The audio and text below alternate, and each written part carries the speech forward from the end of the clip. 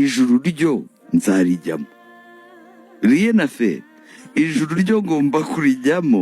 Reka nkubwire, njyewe ndi umwana w'Imana kandi nta mubyeyi uheza umwana. Yego. Gusa naba afite ikihe kibazo kindi, ijuru ryo nzarijyamo rwose.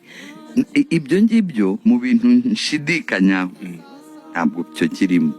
Ntabwo ugishidikanya ku ijuru ko ntajya mu ijuru, nzajyayo. Haba ejo bundi, haba umwaka utaha, haba nyuma y'imyaka 5. Umva Pamfi, nguhaye randevu tuzahurireyo, nzajyayo.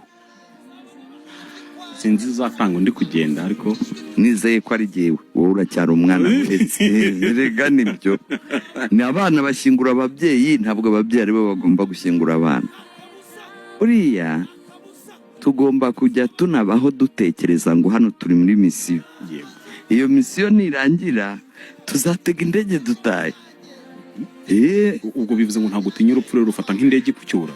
Ntabwo ntinya urupfu, nta na gato. Ndutinyira ikiza.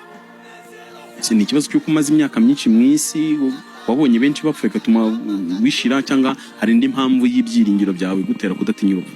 Impamvu ndatinya urupfu nuko icya mbere kimwe, nzi ko byanze bikunze nzapfa, nk'uko n'abandi benshi nabonye bapfuye.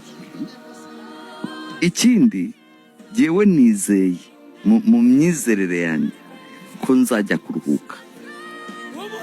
Nta zuba rizanyica, nta mvura izanyagira, ntabwo nzasonza, ntabwo nzababara, na wa mujinya y'amahane azashira kuko ntawe uzaba akiwuntera.